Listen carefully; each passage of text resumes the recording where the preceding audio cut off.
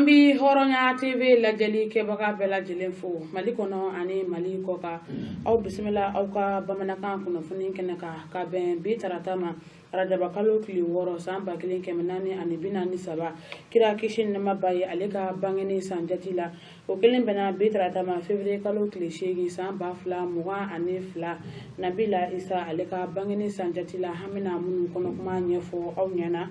bakuru ba fora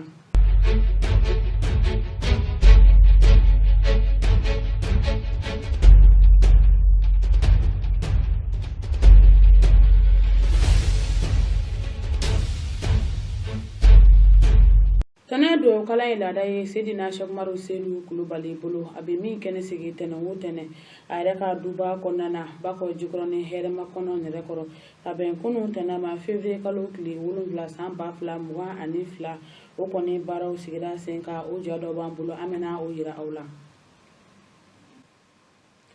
Kalanko ani nyinini jabala sokura okoni kulubun karla onga jamana konena kabe kunuma ufana jawabambulo amena o yira awla orebina ke onga kuna foni yawla kuma bowi amana munu soroka foroka jamana kuna fona warawla ninga farajen fabre ki barawka ambe olu kono kuma nyefo aw nyena aw bismillah kokura aw ka bamana kan kuna foni kenaka soni amena munu kono kuma wala awye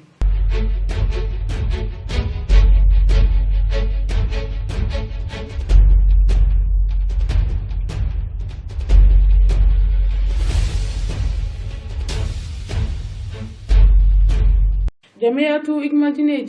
jakulu misigilendo alislamia dine ndemene kama ode hukumu konana ukra mogoba ni oye Sidina Shokmaru Sedu Kulubali El Faruye abe wuliga jola sanga ane wati bela jele kaseka alaka dine bo fasa kolon konana ode hukumu konana tene do kalan fana ladaye abulu abe min kene sigi aka duba konana bako jigroni herema kono nirakoro halbi kaseka alislamo wuliga na ala welema wala sa ala biseka aka jon yoro fle chuga mina o baran abe o sigi senka nala yira aballe la felengena areka dublebele konana mi senfa alislamo chama obna ne kene sanama banyana maya ankara moko bafe ninga fara jamiatu ikmadini jedonka ka fara kan non chama ka munu baba mako anate mudugula tena wutane kana ne kene barga manyana maya ankara moko bafe tv horonya tokola ujumasina yugo aleni aka jatara tunje uyan sama jamina nene o anganya mada ulufe kunu tene arajaba kalo kili duru ba kelensan kemena ni bina ni saba kiraka faso bla san jachela février kalo kili wolonvla san bafla ni samgan fla nabila isa ka bangni san jachela tene do kalan layru dafara Sidina Shokmaru Sedu Kulubali fara kuna bono fe islamia du bakono tene o tene du kulugele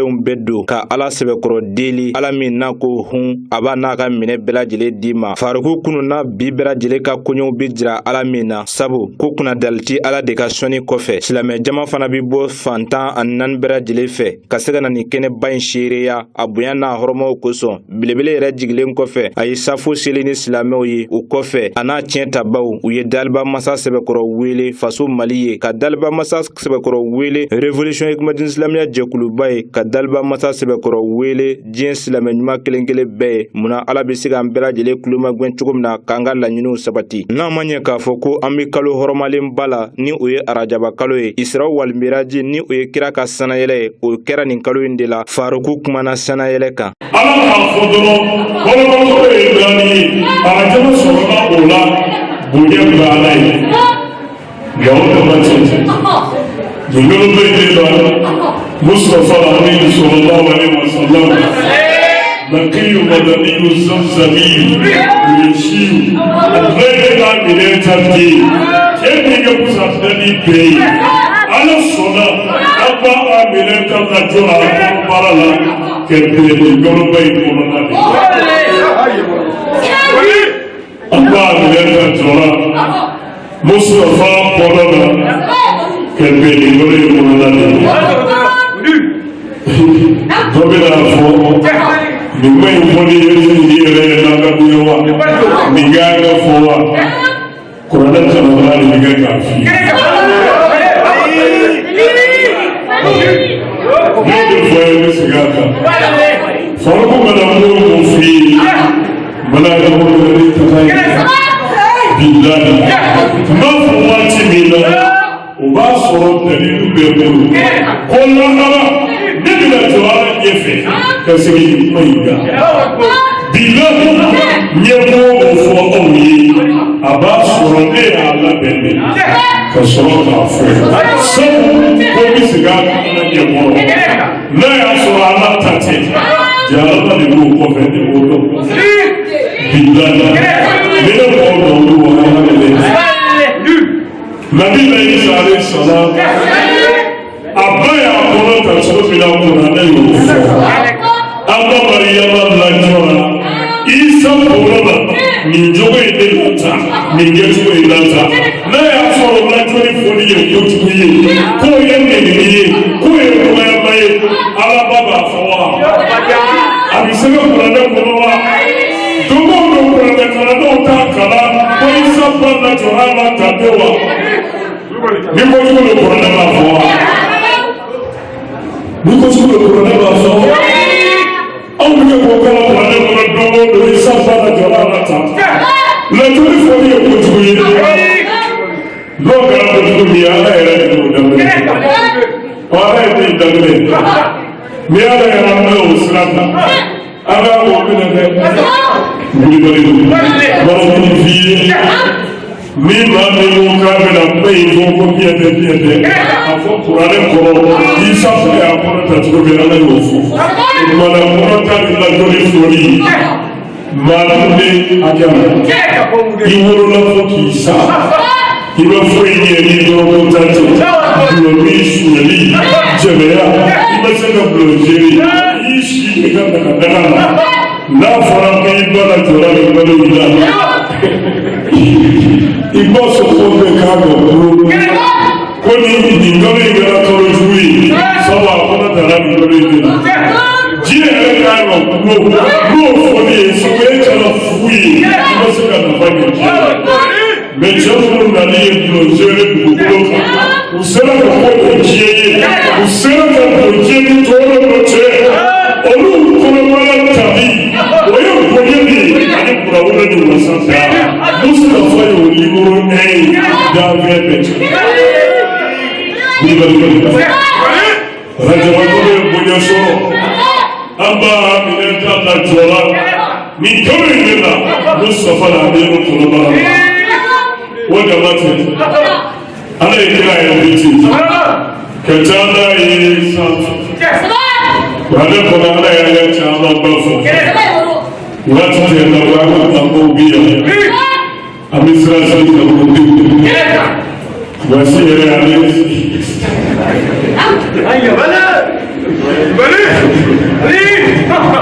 Ale y'i cɛ ko kama. Wala an ye kuma kun da ala surunya. Sigi ɲɛ bɛrɛ dɔɔni. Ala ye yɛrɛ caman ba bɛrɛ kunkɛ kɔnɔ. Ka sana yɛrɛ fɔ. O de la yɛrɛ fɔ ye. Ala. N'aw ye laɲini in fɔ a b'a ye o sɔrɔ. Bilahi ala ka kɔngɔ ala ka bonya b'olu de nɔfɛ maa o maa ye ala ka bonya ne bonya bilahi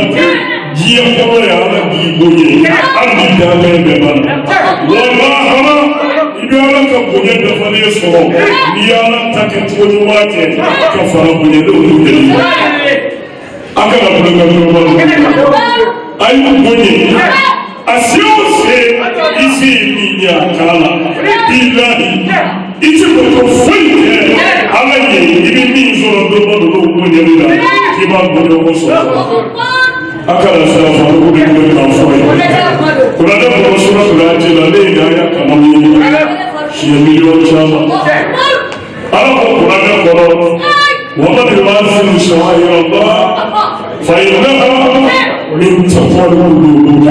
ala ko ne ala ka fɛnbɔ o ɲɛli ne ala ka fɛn jira ne o ɲɛli ko yɛrɛ de ye dusu ta ala ye silamɛ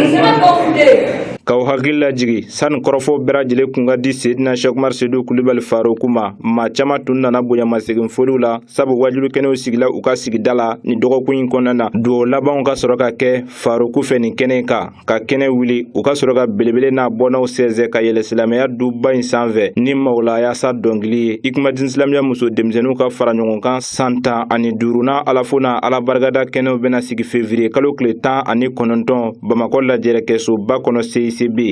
Ni tun ye kunun tɛnɛ ye Seydina Cheikh Umar Seydou Kulibali El Farouk a ye min dugawu kalan kɛnɛ ɲɛnamaya a yɛrɛ ka duba kɔnɔna na b'a fɔ Jikɔrɔni hɛrɛma kɔnɔ nɛrɛkɔrɔ min senfɛ a kumana Jamiyatu Hikmadine Jeunes Fu olu ka anniversaire ko kun kan fɔ ka taa se sanɛlɛ nata in ma ani n'Ala ye nin kalo in tile 25 yira an na o bɛna bɛn Jamiyatu Hikmadine misiriba o dalɛli ma Seydina Cheikh Umar Seydou Kulibali a ye danɔbila kɛ ninnu bɛɛ lajɛlen na hali bi an bɛ dugawu de kɛ Ala ka an si jɔ ka nin waati kofɔlen ninnu bɛɛ lajɛlen kɔnɔ kira bonya kama sɔli ala rasuli o tɛmɛnen kɔ an bɛ Ala dɔnya k'a fɔ miliyari 1 a n'a kunkanko fɛn o de donna kalanko ani yiriwa jabalaso kura la min kolobo karila an ka jamana kɔnɔna na ka bɛn kunu sɔgɔma ma ba Seydou Kulibali ale bɛ ɲɛfɔli caman k'an ye Hɔrɔnya TV tɔgɔ la. Sanfɛ kalan ani ɲɛɲinini ɲɛmɔgɔyaso kura min Kolobo karili filɛ nin ye minisiri ɲɛma Dr Shogɛl Kogala Mayiga fɛ a bɛna kɛ sababu ye ka nɔgɔyaba don baara ɲɛtaga sabatiliko ɲuman na.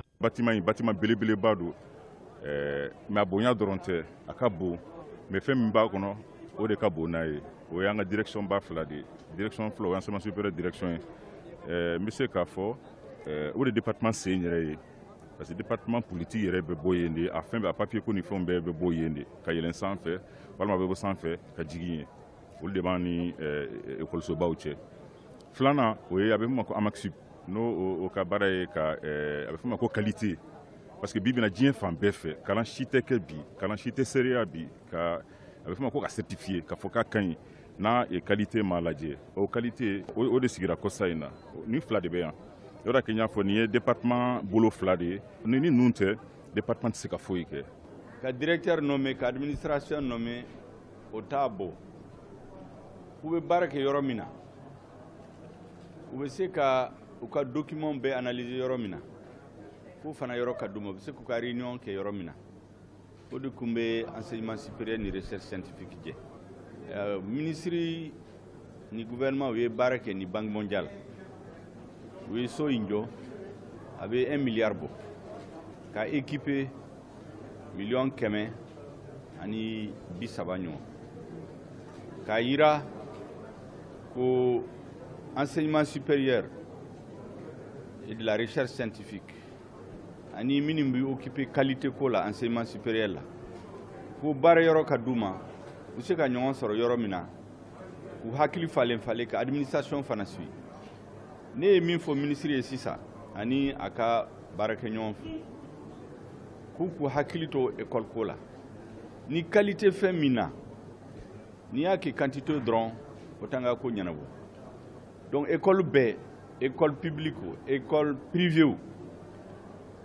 u k'u kɔlɔsi parce que n'i ye diplôme di denmisɛnninw ma k'a sɔrɔ u ma kalan kɛ ou bien qualité u ka kalan la o b'a kɛ u tɛ se ka baara kɛ n'u cayara jamana kɔnɔ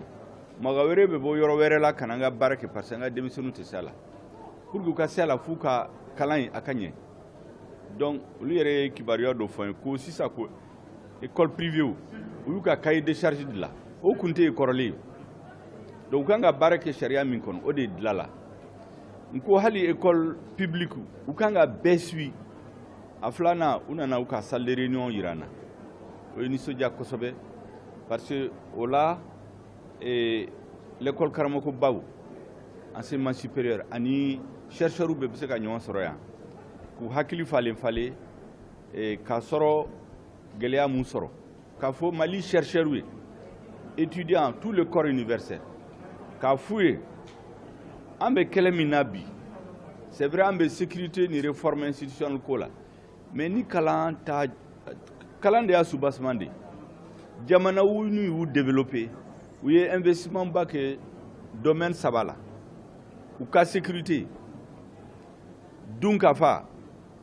ani kalan. Ni kɛnɛ in kan sanfɛkalan ani ɲinini minisiri k'a fɔ la ko ɲɛtaga tɛ se ka sabati jamana si kɔnɔ kalan kɛcogo ɲuman kɔ. An bɛ dugawu de kɛ hali bi Ala ka barika don ni kalanyɔrɔ ninnu na. O tɛmɛnen kɔ an bɛ Ala k'a fɔ sɔrɔ musakako adamadenya ani seko ni dɔnko kolatigɛ cakɛdaw olu mɔgɔw ye u ka san lajɛrɛba fɔlɔ u kɔni ye u ta ko fɔlɔ u y'o sigi sen kan u jabalala kulubakaw fɛ yen min senfɛ u kumana politiki kow kan fɔ ka taa se lakanakow ma hali bi adamadenya o sabati cogo ɲuman o bɛ se ka sabati cogoya min na anw ka jamana kɔnɔna na Basedu Kulubali hali bi an ka ale ka ɲɛfɔliw lamɛn. Sɔrɔ adamadenya ani seko ni dɔnko sabati ko ɲuman cakɛda y'a ka manda 6nan lajɛba fɔlɔ kɛ u ka ɲɛmayaso la Kuluba. Ɲinɛnta in bilala hukumu min kɔnɔ na o ye sɔrɔ adamadenya ni seko ni dɔnko jɛkuluba yɛrɛ jɔyɔrɔ lakanako nasira fɛ ani politikiko yɛlɛma kuraw la. Landala san o san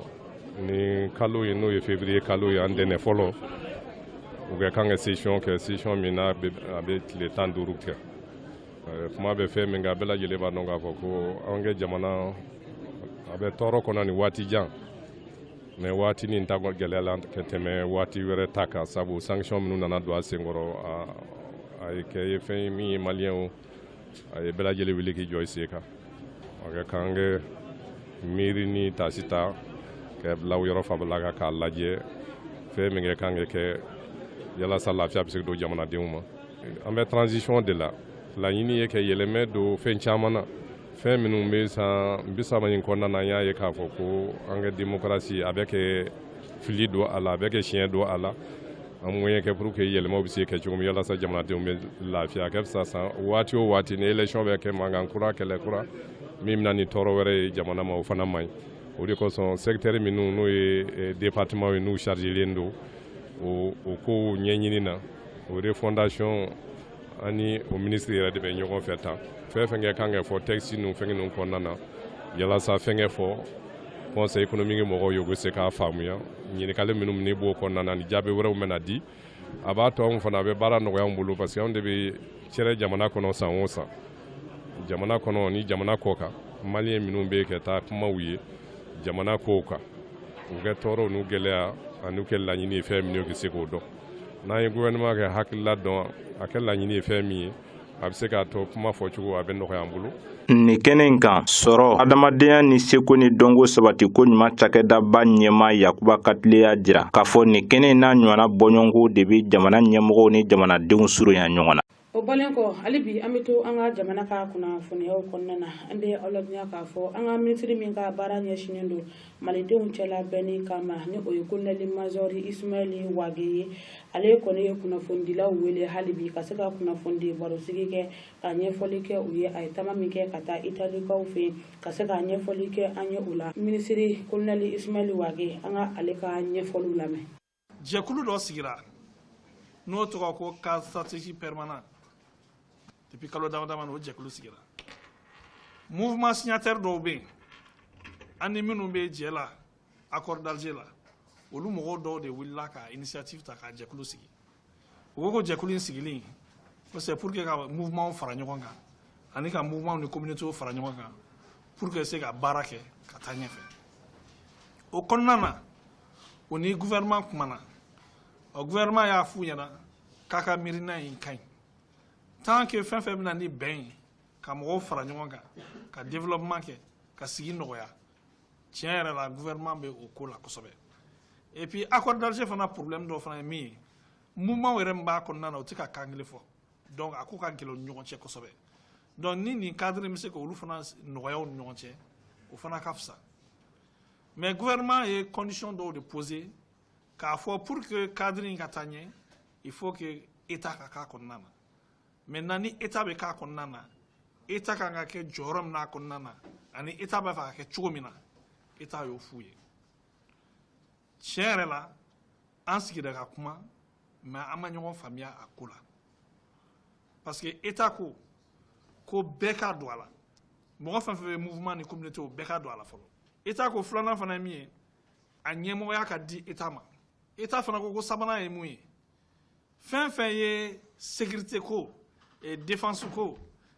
diplomatie ko fɛn fɛn ye jamana jɔyɔrɔ ye fɛn min na o ka to jamana bolo jamana b'o kɛ donc an y'o kuma fɔ ɲɔgɔn ye mais tiɲɛ yɛrɛ la an ma ɲɔgɔn faamuya a ko la donc gouvernement y'a fɔ mouvement minnu y'a ko sigi yanni an ka ɲɔgɔn faamuya a ko la an ka a to yen fɔlɔ an ka ɲɛsin accord ma an ka baara kɛ ni accord ye o de b'an lié o temps kɔnɔna na an bɛ continuer ka discuter f'an ka ɲɔgɔn faamuya malheureusement an ma se ka ɲɔgɔn faamuya f'an taara ɲɔgɔn sɔrɔ CSA session mun tɛmɛna accord session o kɔnɔna na CSP ko kuma wulila yen mouvement ka représentant minnu bɛ olu wulila n'a kuma ye ne yɛrɛ min tun bɛ État tɔgɔ la ne ko n ko an ka nin CSP ko in bila yan fɔlɔ parce que an ma bɛn a la donc tant que an ma bɛn a la gouvernement t'a la gouvernement t'a soutien wa gouvernement b'a ɲini partenaire ni fɛn o fɛn u kana soutien tant que an ma bɛn a la donc en attendant accord de b'an lié an ka baara kɛ ni accord ye an ka nin cadre in to yen n'an bɛnna a la tuma min na an bɛ baara kɛ kɔnɔ ne y'o kuma min fɔ k'o kuma kɛra baasiba ye k'o kɔrɔ ko ne bɛ jamana fara o kɔrɔ ne bɛ mɔgɔw bɔ ɲɔgɔn na ko donc k'o kama u ni ne tɛ se ka baara kɛ bilen parce que ne ye danaya tigɛ n'u cɛ ne kɔni continuer an ka baara fɛ ne y'a f'u ye a ye na an ka ɲɔgɔn faamuya an ka nin cadre ko in to yen an ka baara kɛ accord la maintenant cadre an ka commencer an ka continuer ka discuter n'an ye ɲɔgɔn faamuya la wagati min na an bɛ don a kɔnɔna na o kuma kɔnɔna na u taara cadre sigi Kidal donc u ye cadre sigi u y'a fɛngɛ orientation sigi u y'u ka bureau sigi bon an fana ko gouvernement fana ko bon ko nin faamuna an bɛ k'a ɲini ka ɲɔgɔn faamuya ni a ko kɛra ta o kɔrɔ ko gouvernement yɛrɛ t'a la donc gouvernement fana y'i sen bɔ an continue ka baara kɛ accord kan mais an continue k'a fɔ ko cadre mun sigilen filɛ nin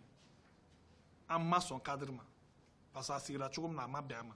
a sigira cogo min na o t'a cogo ye maintenant n'u b'a fɛ an ka ɲɔgɔn faamuya la u ka segin ka na an ka kuma o de kɔnɔna na italiyɛnw yɛrɛ mun ye cadre in dɛmɛ k'a sigi olu gɛrɛla ne na u ko ko tiɲɛ yɛrɛ la olu ma ninnu dɛmɛ Mali tilali kama olu ma ninnu dɛmɛ ka gɛlɛya kɛ an ni ninnu ɲɔgɔn cɛ olu ye ninnu dɛmɛ pour que mɔgɔw ka fara ɲɔgɔn kan ka projet de développement kɛ ani ka Mali sabati ka population lafiya k'olu y'a kɛ o de kama ko mais ko ni a bɛ ka taa sira min fɛ tan sisan ko tiɲɛ yɛrɛ la olu ma dabɔ o kama k'olu yɛrɛ bɛ ne yɛrɛ ɲininka ko ne yɛrɛ hakilinata ye jumɛn ye a ko la ne k'u ma n ko a idée ka ɲi koyi mais a kɛra cogo min na o de tɛ bɛn État ma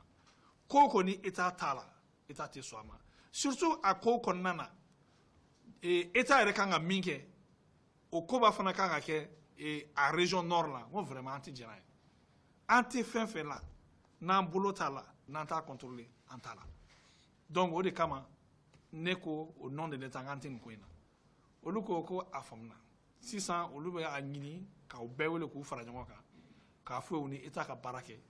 État ka condition la ko n'u sɔnn'o ma olu bɛ continuer k'a soutenir n'u ma sɔn o ma olu b'u sen bɔ a la u mɔgɔ olu yɛrɛ italiyɛnw mɔgɔ donc nin tile filanin na o baara de kɛra italiyɛnw ye mouvement bɛɛ wele u ka na u ye mɔgɔ wɛrɛw fana wele minnu yɛrɛ tɛ CSP la olu fana taara fara o kan u y'a f'u ye an ni État kumana État b'a fɛ an ka baara kɛ tan wa an b'a ɲini aw fɛ comme an bɛ yan ka dɛmɛni de kama an bɛ yan ka État dɛmɛ k'aw dɛmɛ donc a ye sɔn État ta ma pour que an ka baara kɛ ɲɔgɔn bolo kumaw gɛlɛyara kosɛbɛ mais après u bɛnna fɛn kan u bɛnnen n'o kan u ye italiyɛnw ye ne wele ka bonya da ne kan monsieur le ministre i ye min fɔ an ye baara k'o kan an ye wasa sɔrɔ a ko la a ka d'an ye sisan e yɛrɛ ka na an ka kuma bɛɛ fɛngɛ nin ko in ka kun cɛ État ka fɔ cogo min na a ka kɛ ten o de kama ne yɛrɛ ni n ka staff dɔ taara n taalen na u ye papier dɔ yira n na o papier kɔnɔna na tiɲɛ yɛrɛ la n y'a ye an ka laɲini a bɛɛ b'a kɔnɔ n y'a ye an ka laɲini bɛɛ b'a kɔnɔ sisan an sɔrɔla ka accord d'entente sigi o accord signali kɛra jumɛn na pour que ni an seginna yan k'a fɔ k'an bɛ cadre kura in bila en place État bɛ mun na ani État b'a fɛ ka kɛ cogo min na a ka kɛ ten a kana fɔ ko n y'a fɔ n m'a fɔ o de kama accord d'entente kɛra mais n sɔnna mun ma italiyɛnw bolo parce que u ko ko cadre min bɛ en place ko o ka mandat bɛ ban dans 1 mois donc maintenant o b'a ɲini an ka baara kɛ o kalo kelen kɔnɔna na pour que an ka cadre kura sigi donc o da n'a nana an n'u bɛna fara ɲɔgɔn kan dès la semaine prochaine a bɛ daminɛ pour que an ka cadre kura in sigi jamana y'a fɔ cogo min na gouvernement y'a fɔ cogo min na o ta cogo la n'o cadre sigira sisan gouvernement ye engagé k'o cadre soutenir an yɛrɛ bɛ ko min kɔnɔna na f'an b'o ɲɛma an kɔni b'o soutenir an yɛrɛ bɛ ko min kɔnɔna na f'an b'o ɲɛma an bɛ partenaire ni fɛnw ɲini o ko la donc an y'o layidu di o fana ye layidu di k'a fɔ ko tu ye min fɔ ko ne tɛ baara kɛ bilen o y'o bila donc u bɛ segin ka na an ka baara kɛ accord kɔnɔna na ani an kumana an bɛ ka baara kɛ accord kɔnɔna na cogo min na i ko programme d'action gouvernementale y'a fɔ cogo min na an ka continuer ka baara kɛ ten f'an ka avancer ka jamana in sabati an n'u ka bɛn an ka ɲɔgɔn faamuya donc ne ka Italie ta tun y'o de maintenant cadre min bɛ en place min bɛ ka continuer fo kura ka sigi an tun bɛ position min kan an b'o position kelen kan an t'u soutenir an t'a la an t'a fɛ mɔgɔ wɛrɛ ka t'a la fo an n'u bɛnna cadre kura min kan an ka o bila en place État yɛrɛ bɛ min kɔnɔ ani État bɛ mun ɲɛma donc o de tun ye bi kuma ye kuma o kuma mana fɔ mun tɛ nin ye o ma fɔ Italie k'a bɔ nin kuma la kuma foyi wɛrɛ ma kɛ Italie wa kuma foyi tɛ accord d'entente nin kɔnɔ mun tɛ nin ye mun ko wɛrɛ bɛ yen mun tɛ nin kɔnɔ o ma fɔ Italie accord kɔnɔna ko o ma fɔ yen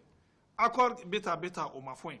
mun fɔra Italie o ye nin cadre ni gouvernement bɛnbaliya man cɛ an ka kuma an ka bɛn sisan ala barika la an bɛnna wa an bɛnna jamana yɛrɛ y'a gouvernement de y'a fɔ k'an ka kɛ cogo min na an bɛnna o de kan. O de fana b'a to an bɛ taa diɲɛ fan wɛrɛ kibaruyaw la o Juma Sinayogo ale sera ka jamu nu fara ɲɔgɔn kan ka bɛn bi tarata ma février kalo tile 8 san 2022 ne ni aw an ka ɲamada o jaw fɛ.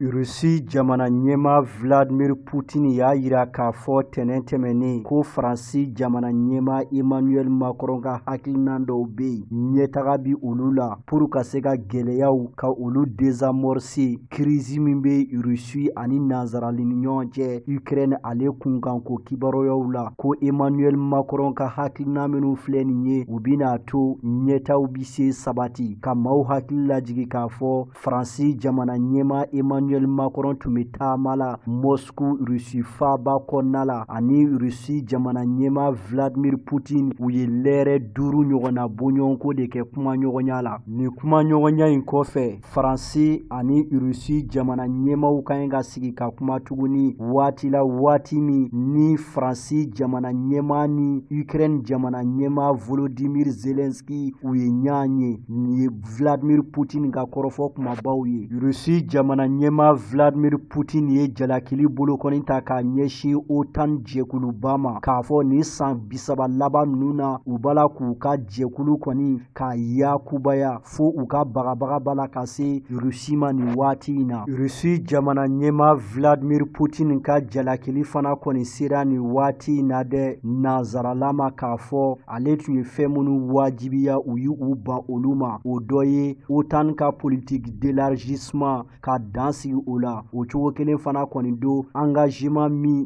ni o bi kɛ OTAN fɛ ka kɛlɛkɛcɛw kɔni yakubaya Russie dancɛw la ka o bɛɛ lajɛlen jɔ o n'a ɲɔgɔnna caman o cogo kelen fana do Russie jamana ɲɛmaa y'a yira k'a fɔ gɛlɛya fɛn fɛn bɛ yen bi a bɛɛ lajɛlen ye Ukraine nɔ ye o de kosɔn a ye jalakili bolokɔni belebeleba ta k'a ɲɛsin Ukraine jamana fana kɔni ma nin waati in na dɛ Russie jamana ɲɛmaa ni Vladimir Putin tun bɛ baro ɲɔgɔnya la waati min na o waati kelen l'américain fɛ yen nɔ Allemagne chancelier ni o ye Olaf Scholz ye ale fana ni Joe Biden tun bɛ kuma ɲɔgɔnyaw fana kɔni na nin ko kelen in fana kɔni kun kan bi Ukraine tɔgɔ kɔni bɛ bɛɛ lajɛlen kɔni da jamana caman olu bala k'u ka jɔrɔnankow ka olu kɔni yira nin waati in na dɛ o cogo kelen fana kɔni do Allemagne ka cɛba ni o ye Olaf Scholz ye ale kɔni y'a estimé k'a fɔ nin jamana fila fɛn fɛn filɛ nin ye u bɛɛ lajɛlen jigi bɛ ɲɔgɔn kan.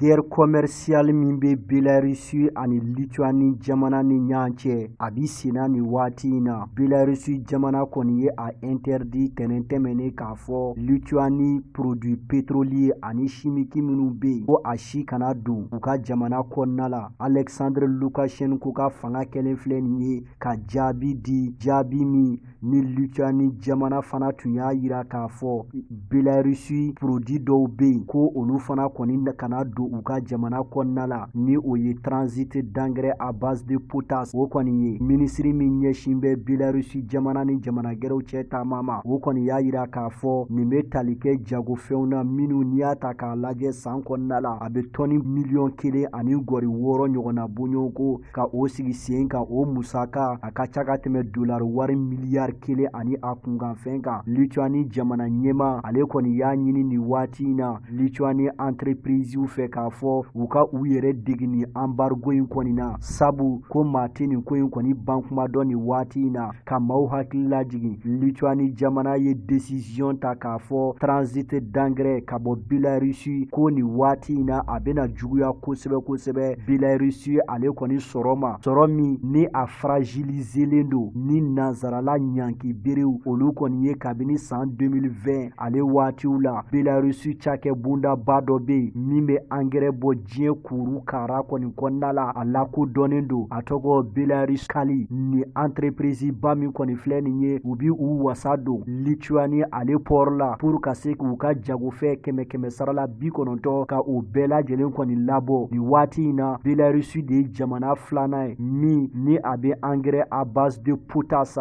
ka o bɔ diɲɛ kɔnɔna la Canada ale jamana kɔ kan n'i y'a ta k'a lajɛ san 2018 u ye min sɔrɔ a bɛ taa se dolari wari miliyari 2 ani gɔri 8 ma.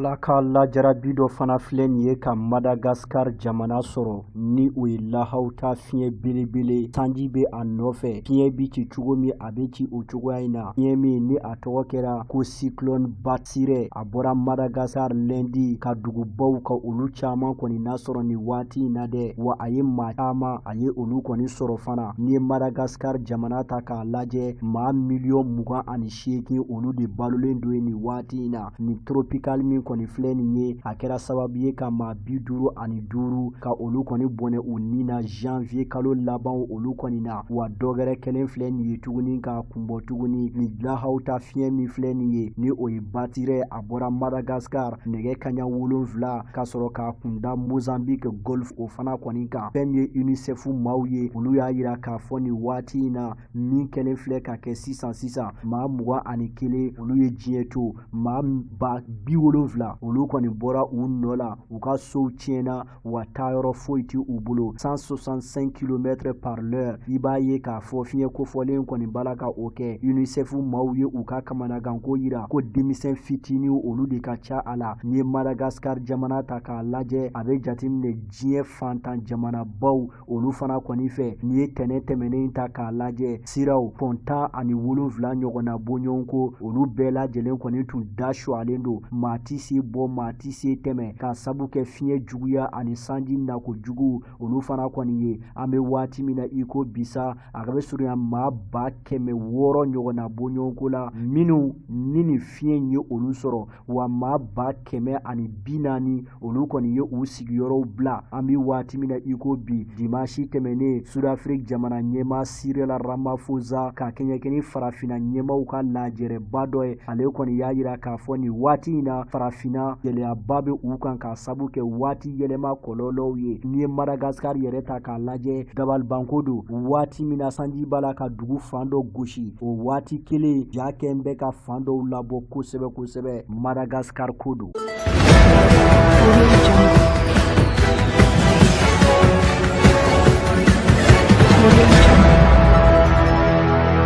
Farafina kelenya tɔnba Union Africaine ka lajɛrɛ ta ko bi 75nan baaraw kɔni sigira sen kan an b'a fɔ ma ko Assemblée annuelle de l'Union Africaine a baaraw bɛɛ kɔni kun cɛra ka bɛn dimanche tɛmɛnen ma maa min ye ɲɛmaaya ta o ye Senegal jamana ye Senegal jamana ɲɛmaa Macky Sall y'a yira k'a fɔ ale ka mandat min kɔni filɛ nin ye a bɛ bila bɛn ani lakana o kɔni hukumu kɔnɔna la Senegal jamana ɲɛmaa ɲɛma Macky Sall ale kɔni kɛlen filɛ nin ye ka Félix Tshisekedi RDC jamana ɲɛma ka o kɔni nɔrɔ bila ni waati in na wa ka manda min kɔni filɛ nin ye bɛn lakana fɛn min ye farafina fantan ani naani bɛɛ lajɛlen fɛ a bɛ fɛ ka o kɔni yira Union Africaine masakɛ kura ni o ye Macky Sall ye a bɛ fɛ ka jɔyɔrɔ kɔni dafa kosɛbɛ lakanabaliya min kɛn bɛ ka politiki ko bɛɛ lajɛlen bisi basa k'o bɛɛ lajɛlen kɔni bɔ yen a y'a yira k'a fɔ baara min bɛ olu ɲɛ a baara kɔni ka ca kosɛbɛ wa pression yɛrɛ fana bi u kan o bɛ tali kɛ bɛn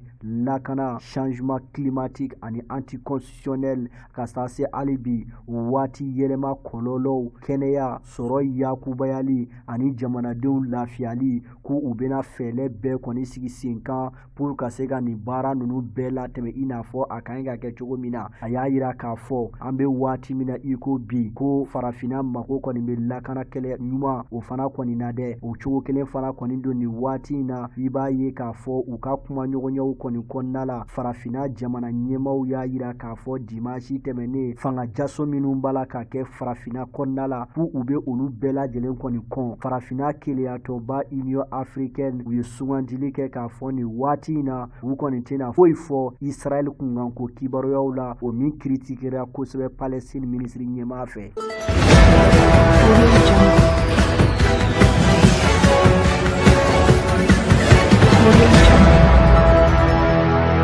Farafina ntolacikulu ka ɲankunbɛnba ni o ye Coupe d'Afrique des Nations a baaraw latɛmɛna Cameroun jamana kɔnɔna la janvier kalo tile 9 k'a kuncɛ ka bɛn février kalo tile 6 in ma équipe minnu tun bɛ kɛnɛ kan équipe 30 ani dɔɔni u kɛlen kɛ fɛ ka ɲan sɔrɔ Sénégal jamana kɔni wulila ka i jɔ ni jɔnjɔnba ye ni o ye san 2021 CAN ale jɔnjɔnba atako 33 nin kɔni tun ye o ye dɛ Sénégal jamanadenw kɔni bɔra ka ɲan sɔrɔ aéroport Léopold Sédar Senghor la pour ka se ka taa u ka ntolacilaw kunbɛn Sadio Mané Kalilou Koulibaly ani u tɔw ka maaw hakili lajigi Sénégal ani Égypte de tun ye ɲan sɔrɔ final ba kɛnɛ kan Égypte jamana min ni tako 7 olu ye o kɛ Coupe d'Afrique la ni tun ye Sénégal ka Coupe d'Afrique tako fɔlɔfɔlɔ o kɔni ye u ka degide karamɔgɔ Aliou Cissé CAN 2002 olu de tun ni Cameroun ye final ba gosi o cogo kelen fana kɔni do san 2019 Sénégal ani Algérie fana ye final gosi ni tun ye Sénégal ka final sabanan o kɔni ye wa Sénégal jamana ɲɛma Macky Sall a ye tile kelen fana ta k'o kɛ jour férié ko baara foyi kana kɛ pour ka se ka nisɔndiya kɛ Sénégal ale fantan ani naani bɛɛ lajɛlen fɛ ka maaw hakili lajigi k'a fɔ Sénégal jamana kɔni ye baarabaw ka olu kɔni kɛ nin finali in kɛnɛ kan sanga 90 fo ka taa se sanga 110 o waatiw kɔni ma ka taa se sanga 120 ma fu ani fu u talen goyi la waati min na sa Sénégal jamana ye a dato Égypte la k'a fɔ Sénégal jamana ye ko u taarɛ an balima hɔrɔnya TV lajɛbagaw ne de bɛ dansigi kɛ bi an ka bamanankan kunnafoni na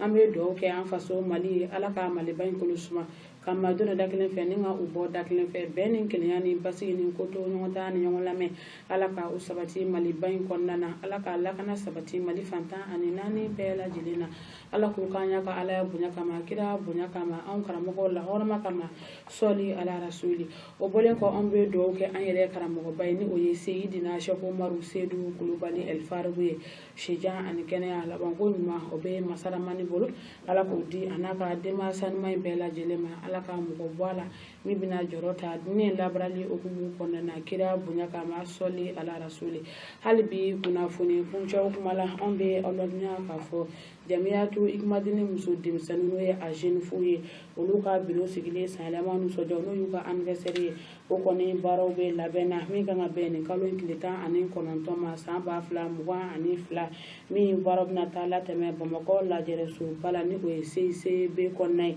min senfɛ o kɛlen bɛ ka wele bila diɲɛ alisilamɛ ɲuman bɛɛ lajɛlen ma Mali kɔnɔ ani Mali kɔkan n'ala ni anniversaire don yira an bɛɛ lajɛlen le 19 an ka se ka taa jɛ ni ka a baaraw kɛ ɲɔgɔn fɛ cogoya min na o mana bɔ yen nin kalo in fana tile 25 san 2022 Jamiyatu Hikmatini misiri belebele min bɛ Bakɔ Jikɔrɔ ni Mangoro Tula o fana juma seli fɔlɔ n'o ye a dayɛlɛli baara ye olu fana bɛna sigi sen kan ka bɛn o don ma olu bɛɛ lajɛlen mana bɔ yen nin kalo in tile 28 o fana bɛna bɛn sanɛlɛ ma n'o ye kira kisi nɛɛmaba ye ale ye sanɛlɛ min kɛ min senfɛ masaba ye bonyakow caman kɛ Muhamadu Musafa ye kisi ani nɛɛmaba a ye o de ye hukumu kɔnɔna na anw karamɔgɔba Elayi Sɛki Umaru Seydou Kulubali El Faru a bɛ wajulu kɛnɛ ɲɛnamaya silamɛya donba ninnu bɛɛ lajɛlen na o de ye hukumu kɔnɔna na n'Ala sɔnna ka nin kalo in tile 28 don ne na aw bɛɛ lajɛlen garisɛgɛ la o wajulu kɛnɛ belebele o bɛna taa ɲɛnamaya Sali Mamadu Konate kɔnɔna na Tomikɔrɔ Bugukaw fɛ yen o fana na wele bilalen don diɲɛ alisilamɛ ɲuman bɛɛ lajɛlen ma